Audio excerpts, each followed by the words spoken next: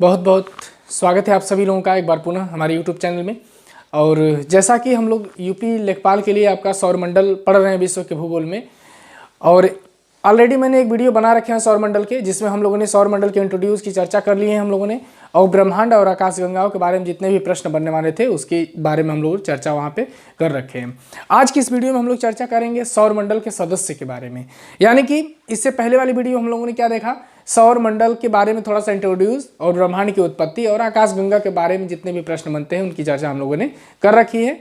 और आज की इस वीडियो में हम लोग बात करने वाले हैं आपका सौरमंडल के सदस्य। यहां ध्यान देंगे आप सभी लोग, सौरमंडल के सदस्य। चलिए, सौरमंडल के सदस्य के बारे में हम लोग एक एक करके पढ़ेंगे कि हमारे सौरमंडल में कौन कौन से चीजें पाई जाती हैं सौरमंडल में, उसके बारे में हम लोग चर्चा करेंगे आपका। ठीक है ना। तो चलिए, चैनल को जल्दी से आप सभी लोग सब्सक्राइब करेंगे और बेल आइकन को दबाएंगे, और वीडियो को ज़्यादा से ज़्यादा आप सभी लोग शेयर कर दीजिए आपका।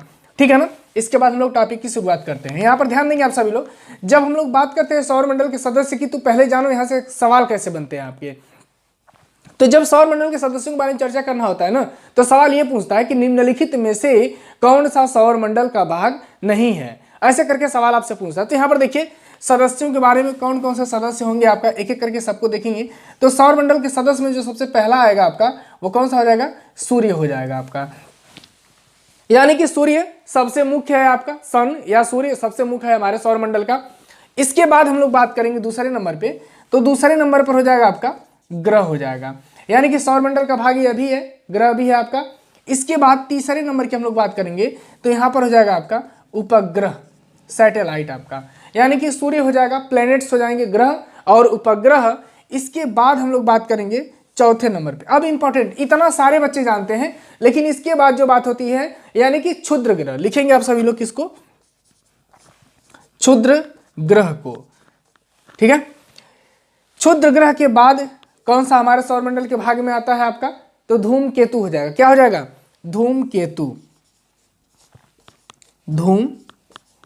धूमकेतु आपका, ये भी हमारे सौरमंडल में आएगा, धूमकेतु। और धूमकेतु के बाद क्या होगा हमारे सौरमंडल के भाग में, उल्कापिंड हो जाएगा आपका। यहां पर लिखेंगे छठवें नंबर पे आपका हो जाएगा उल्कापिंड। छठवें नंबर पर हो गया आपका उल्कापिंड। और इसके बाद हमारे सौरमंडल में अगर हम लोग बात करेंगे, तो धूलकण भी तो होता है, धूलकण या गैसें, ये सभी हमारे सौरमंडल के हिस्से में आपका आती हैं। अब यहां से एक सवाल बन जाता है, निहारिका को दे देता है यहीं पर। जैसे मान लीजिए कि इनमें से किसी तीन को दे रहा है, ग्रह, उपग्रह, क्षुद्र ग्रह, और एक ऑप्शन में होगा निहारिका, और आपसे सवाल करेगा कि निम्नलिखित में से कौन सा सौरमंडल का भाग नहीं है, तो निहारिका हमारे सौरमंडल के भाग में नहीं आती है। ये चीज आप लोग ध्यान रखेंगे, इसे आप सभी लोग नोट करिए। फिर हम लोग आगे बढ़ते हैं, आगे वाली टॉपिक पे हम लोग चर्चा करते हैं आपका। चलिए ध्यान दीजिएगा, अब हम लोगों ने बात कर ली सदस्यों के बारे में, तो सबसे पहले सदस्य की हम लोग चर्चा करते हैं, और वह है आपका सूर्य। और यहीं से हम सभी लोग टॉपिक की शुरुआत करेंगे आपका, सबसे पहले सूर्य से आपका। ठीक है ना। चलिए ध्यान देंगे आप सभी लोग, एक बात विशेष रूप से ध्यान दो। यहाँ पर जब हम लोग सूर्य के बारे में पढ़ते हैं, तो एक चीज देखिए, किसी भी समय जब आपको ज्योग्राफी सीखना हो ना, तो एक चीज जानो, जो सूर्य के बारे में हम लोग बात करने वाले हैं, वो इसी सूर्य की बात होगी आपका, जो सूर्य हमें प्रकाशमान करता है, हमारी पृथ्वी पर चमकता है, उसी सूर्य के बारे में हम लोग चर्चा करने वाले हैं आपका। तो यहाँ पर हेडिंग बनाएंगे आप सभी लोग जल्दी से, सूर्य। और सूर्य से बनने वाले जितने भी इंपॉर्टेंट पॉइंट्स होंगे, सबकी हम लोग चर्चा यहाँ पर करेंगे। ठीक है, क्योंकि यहाँ से बहुत सवाल बनते हैं आपका। चलिए, सूर्य के बारे में हम लोग बातें करते हैं, तो एक चीज ध्यान दो कि सूर्य हमारे सौरमंडल का प्रधान जनक या मुखिया कहा जाता है इसको। यहां पर लिखेंगे कि सूर्य को क्या कहा जाता है, सौरमंडल का, सूर्य को सौरमंडल, यहां पर लिखेंगे आप सभी लोग, नोट करते चलो, अच्छे से नोट आप लोग बनाएंगे। सौरमंडल का जनक या जनक, सौरमंडल का जनक, प्रधान या मुखिया कहा जाता है, मुखिया कहा जाता है, कहा जाता है। यानी कि सूर्य को जो है हमारे सौर मंडल का प्रधान जनक या मुखिया कहा जाता है आपका। किसको? सूर्य को। अब एक बात ध्यान दीजिएगा आप सभी लोग, सूर्य जो है, सूर्य एक गैसीय पिंड है। सूर्य एक गैसीय पिंड है। क्या है आपका? गैसीय पिंड है, जिसमें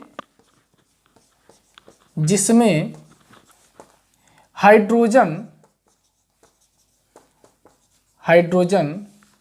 71% और हीलियम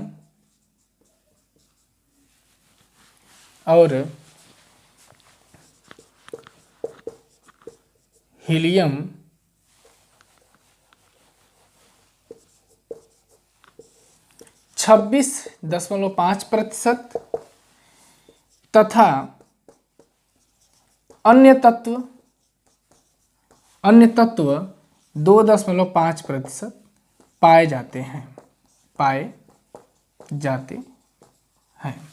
इतने पॉइंट्स को आप सभी लोग सबसे पहले नोट करिए और इसके बाद आगे हम लोग ग्राफ के माध्यम से एक चित्र में आप सभी लोग सूर्य को देखेंगे और उसका स्ट्रक्चर आप लोग बनाएंगे यहाँ पर। ठीक है, इसको नोट करिए आप सभी लोग। चलिए अब ध्यान देंगे आप सभी लोग। अब थोड़ा सा सूर्य के ग्राफ को आप सभी लोग देखिए और यहाँ पर समझिए कि आखिर हमारा सूर्य कैसा है और किस प्रकार से यह चमकता है। इसके चमकने का सबसे प्रमुख कारण क्या है, इसके बारे में हम लोग बात करते हैं। तो ध्यान दो बच्चों, ये है आपका सूर्य। ध्यान देंगे आप सभी लोग, क्या है ये? सूर्य है आपका। सूर्य में हमने लिखवाया यहाँ पर हाइड्रोजन 71%, हीलियम 26.5%। ये है सूर्य का केंद्रीय भाग जिसमें नाभिकीय संलयन अभिक्रिया होती है और यही सूर्य में ऊर्जा का सबसे प्रमुख कारण भी है आपका। सूर्य में ऊर्जा का सबसे प्रमुख कारण क्या है? तो इसके केंद्र में होने वाली नाभिकीय संलयन अभिक्रिया है आपका। यहां पर अन्य तत्व के बारे में अगर हम लोग बात करें तो अन्य तत्व की मात्रा कितनी है आपका? 2.5%। नोट करेंगे आप सभी लोग। सूर्य में एक चीज और ध्यान दो, सूर्य में कुछ काले धब्बे हमें दिखाई देते हैं। इन काले धब्बों को क्या कहा जाता है? सौर कलंक कहते हैं। क्या कहते हैं इसको? सौर कलंक कहा जाता है। इसे काले धब्बे को क्या कहता है? सौर कलंक कहा जाता है आपका। ये जो सूर्य का केंद्रीय भाग है इसे क्या कहते हैं? तो इसे जो है क्रोड कहा जाता है या कोर कहा जाता है इंग्लिश में आपका। और यहीं पर नाभिकीय संलयन अभिक्रिया होती है। नाभिकीय संलयन अभिक्रिया होती है। यानी कि सूर्य के इस क्रोड वाले भाग में जो है नाभिकीय संलयन अभिक्रिया होती है आपका। यह सवाल में आप लोगों से पूछता है। यह है सौर कलंक, इसके बारे में भी हम लोग चर्चा करेंगे। सबसे जरूरी सवाल आपका यह होता है, देखिए क्या पूछता है आपका कि सूर्य के दीप्तिमान सतह को क्या कहते हैं? सूर्य के प्रकाश को पृथ्वी तक आने में कितना समय लगता है? सूर्य में ऊर्जा का सबसे प्रमुख कारण क्या है? और सूर्य में कौन कौन से तत्व विद्यमान हैं? तो आइए एक बार पुनः फिर देखिए। अगर आपसे पूछे कि सूर्य में सबसे अधिक मात्रा में किस तत्व की प्रधानता होती है या कौन सा तत्व विद्यमान है, तो क्या बताएंगे आप? हाइड्रोजन, और उसके बाद हीलियम, और उसके बाद अन्य तत्व इसमें पाए जाते हैं आपका। ठीक है ना। अब एक सवाल ये बनता है कि क्या सूर्य में ऑक्सीजन पाया जाता है? तो ये सही है। सूर्य में अगर ऑक्सीजन नहीं होता तो यह अभिक्रिया नहीं होती है आपका। तो इसमें ऑक्सीजन भी आपका पाया जाता है आपका। ठीक है ना। अब एक चीज ध्यान दो कि सूर्य में ऊर्जा का कारण अगर पूछेगा तो सूर्य में ऊर्जा का कारण जो है इसके केंद्र में होने वाली नाभिकीय संलयन अभिक्रिया है आपका।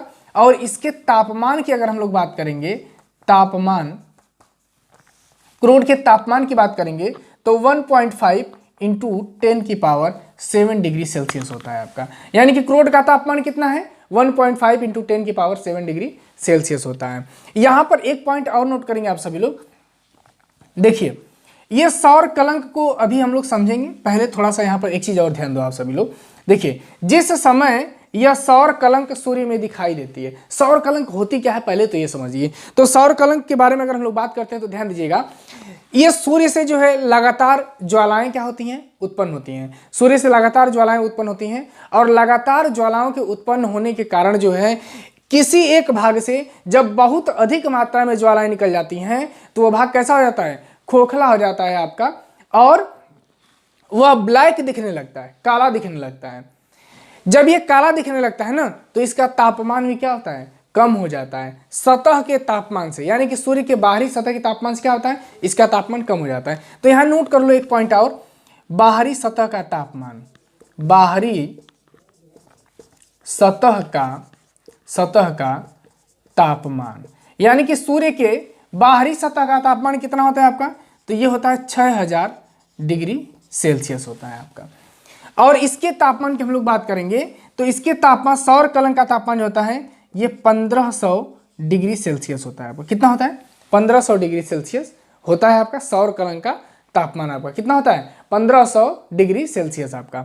अब एक बात यहाँ पर और सामने निकल कर आती है आपका, देखिए बहुत सारी किताबें ये भी लिखती हैं आपका कि सौर कलंक का जो तापमान होता है ना वो कम होता है इस सतह के तापमान से, 1500 डिग्री सेल्सियस कम होता है। फिलहाल इससे कुछ लेना देना नहीं है, सवाल नहीं बनता है आपका। सिर्फ आपसे ये पूछता है कि जो काला धब्बा दिखाई देता है उसे क्या कहते हैं, तो उसे सौर कलंक आपका कहते हैं, इतना आप लोग याद रखेंगे। और इसका तापमान सतह के तापमान से कम होता है। अब एक बात और होती है कि ये सौर कलंक आखिर सूर्य के किस भाग में दिखाई देती है, ये सवाल पूछता है आपसे।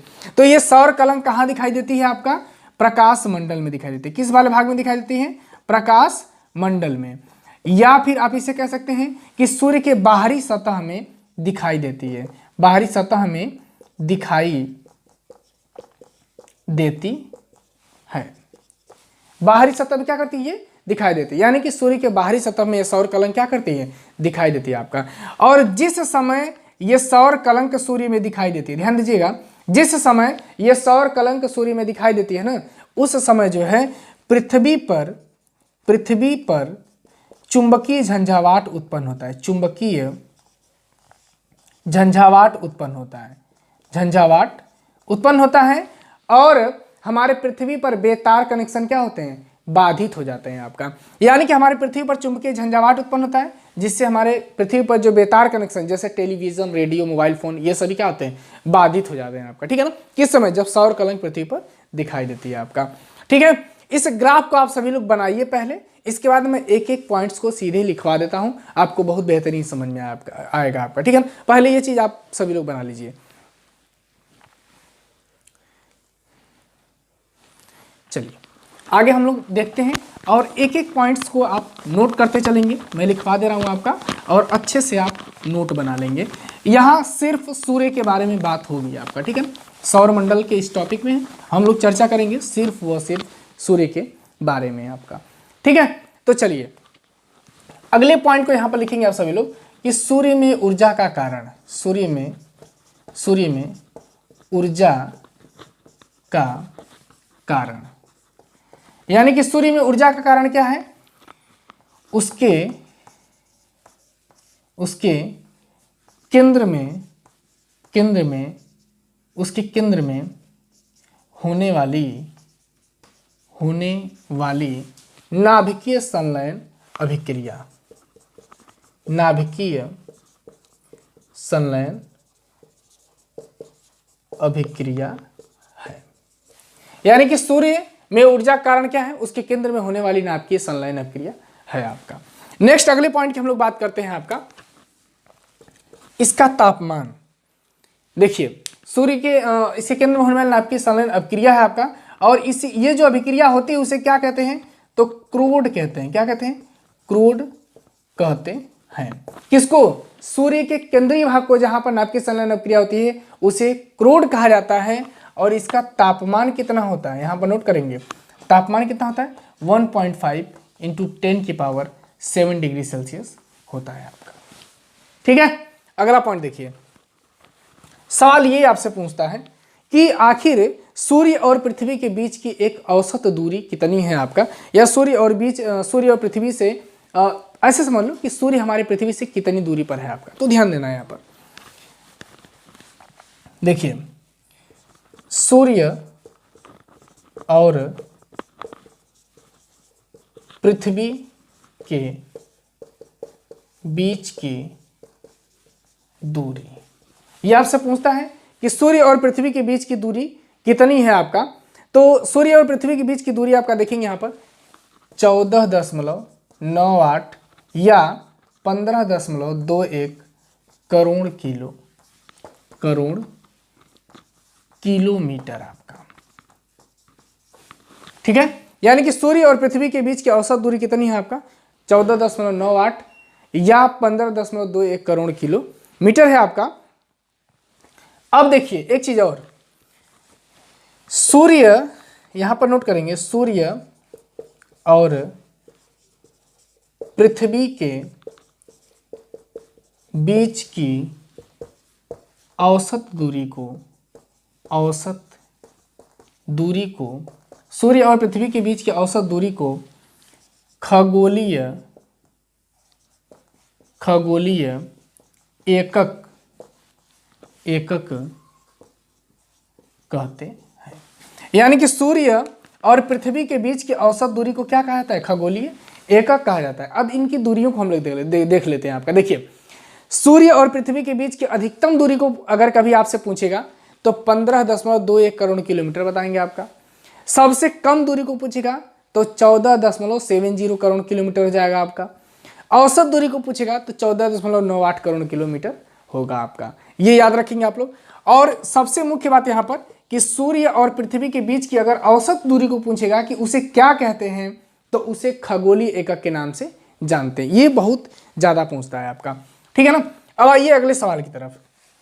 देखिए, सवाल आपसे ये करता है कि सूर्य की बाहरी सतह को क्या कहते हैं? तो सूर्य की जो बाहरी सतह होती है ना, उसे कोरोना भी कहा जाता है। क्या कहते हैं? कोरोना कहते हैं आपका। सबसे मुख्य बात यहां पर ध्यान दीजिएगा, पूछता है आपका सूर्य की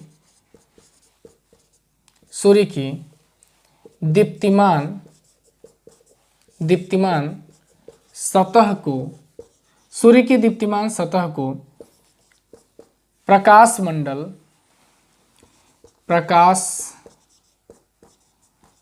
मंडल या फोटोस्फीयर कहते हैं। फोटोस्फीयर, प्रकाश मंडल या फोटोस्फीयर, इंग्लिश में इसको फोटोस्फीयर कहते हैं। अब ध्यान दीजिए, यहां आप समझिएगा, आपसे सवाल करे कि सूर्य के दीप्तिमान सतह को या सूर्य के चमकने वाले भाग को, ठीक है ना, या सूर्य का वह भाग जो हमें प्रकाश देता है उसे क्या कहते हैं? तो उसको क्या कहते हैं आपका? प्रकाश मंडल या फोटोस्फीयर के नाम से इसको जानते हैं। जब आप कभी फोटो शूट करते हैं ना तो प्रकाश की जरूरत पड़ती है आपको, लाइट होती है आपका, तो यही समझ लीजिएगा आपका कि प्रकाश मंडल को क्या कहता है? फोटोस्फीयर कहा जाता है। और यह प्रकाश मंडल कहां पर होता है? तो सूर्य की बाहरी सतह में। नोट करेंगे, प्रकाश मंडल सूर्य के किस भाग में होता है? तो बाहरी सतह को ही हम लोग प्रकाश मंडल के नाम से जानते हैं आपका। अब आपसे पूछेगा कि जो सूर्य में सौर कलंक दिखाई देती है वो किस भाग में दिखाई देती है? तो क्या बताएंगे?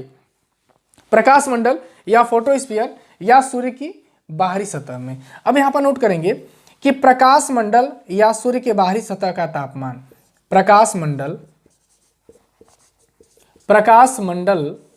या सूर्य के बाहरी सतह का तापमान कितना होता है? 6000 डिग्री सेल्सियस आपका। ठीक है। अब अगला पॉइंट यहां पर, प्रकाश मंडल के किनारे का भाग प्रकाशमान नहीं होता है। यह सवाल पूछता है कि प्रकाश मंडल के किनारे का भाग प्रकाशमान नहीं होता है। क्यों? क्योंकि जो सूर्य का गुरुत्वाकर्षण बल है ना, वो प्रकाश मंडल के किनारे का भाग को क्या करता है? प्रकाश को सोख लेता है और वो प्रकाश को जाने नहीं देता है, जिसके कारण उसका रंग कैसा हो जाता है? लाल हो जाता है। और आपसे सवाल पूछता है कि उस भाग को क्या कहा जाता है? तो उस भाग को जो है क्रोमोस्फीयर कहा जाता है आपका। यानी कि सूर्य का जो प्रकाश मंडल वाला भाग है, इसके किनारे का भाग प्रकाशमान नहीं होता है। इसे क्या कहा जाता है? तो इसे वर्णमंडल या क्रोमोस्फीयर के नाम से जानते हैं। इसको नोट करेंगे आप सभी लोग। प्रकाश मंडल के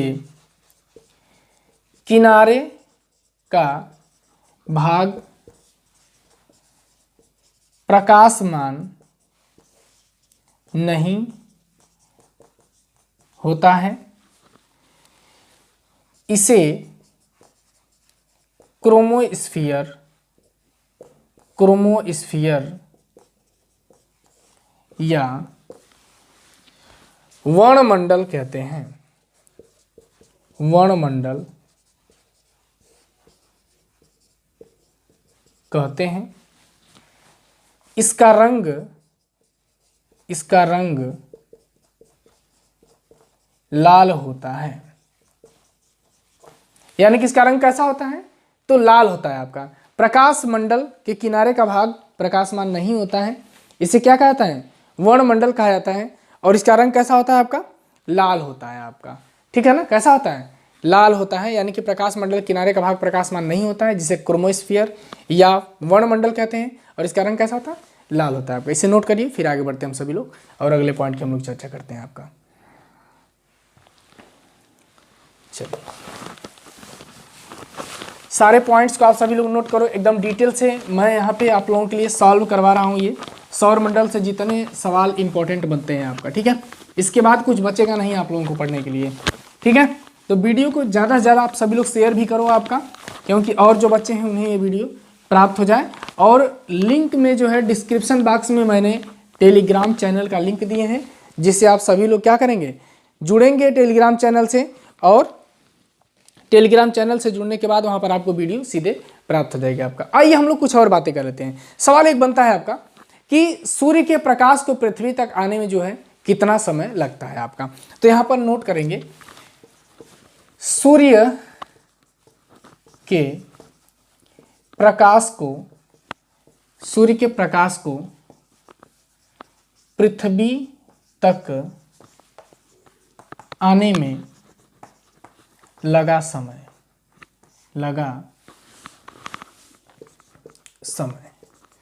अब बात होती है कि कितना समय लगता है सूर्य के प्रकाश को पृथ्वी तक आने में आपका। तो कितना लगता है? 8 मिनट